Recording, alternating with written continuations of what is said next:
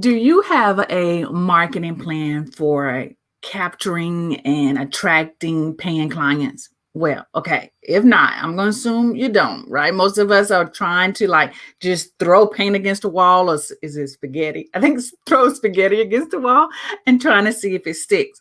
Well, let me share with you my 5-part marketing plan to help you get clients the easy way. All right. So, if this is your first time seeing my face in your feed, my name is Elise Michelle, and I am a marketing coach for coaches. And I help coaches just like you create uh, coaching programs and products and digital products and all of those type of things so that you can attract paying clients the easy way.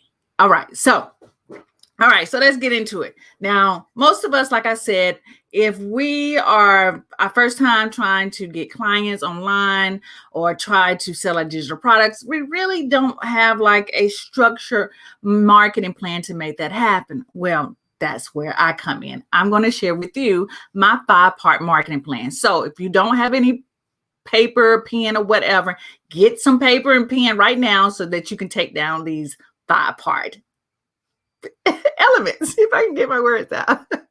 All right. Okay. So number 1, you want to define who your target market is. Now, I know we are always talking about this, but this is super important. Everyone is not going to be your target market. You know that, right? They're not going to be the clients that you want to work with. They're just not the clients who want what you have to offer. So you have to get clear with this. But let me just say this to you.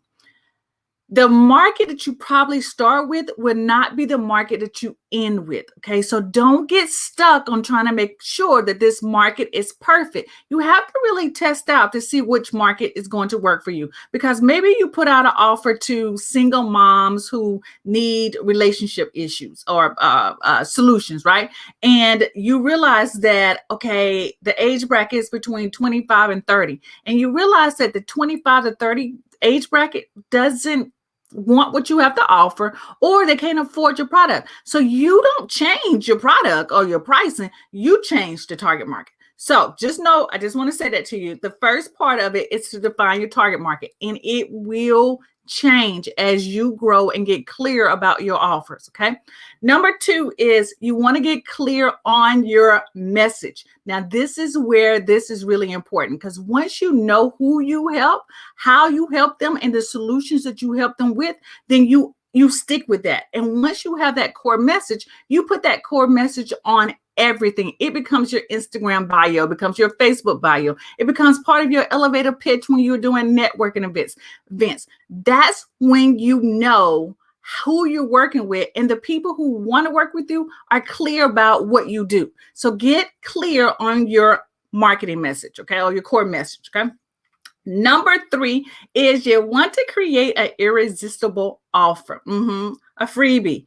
You want people to test you out. You want people to sample what you offer. So think about this, right? When we go into like the Sam's or what's Costco right there, they normally do demonstrations of food so that you can taste it. And then once you taste it, you can say, oh, I want to buy it. Well, that's where your irresistible free offer comes in. You want people to test out what you have to offer and then make a decision to work with you. And so the 4th thing after that is that you want to capture leads. You want to get their email information so that you can continue to have a conversation with them. You can continue to offer them something. They can continue to, absorb your information as well. So you want to capture leads. So that's number 4.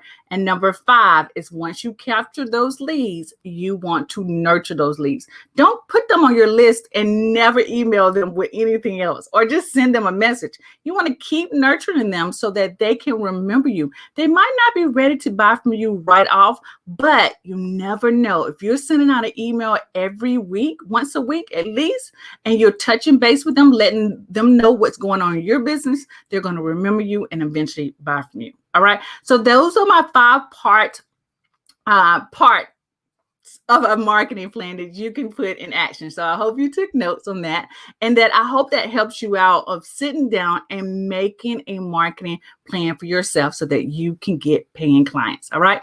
You guys have an awesome and blessed day, and I'll be talking to you later. Peace out.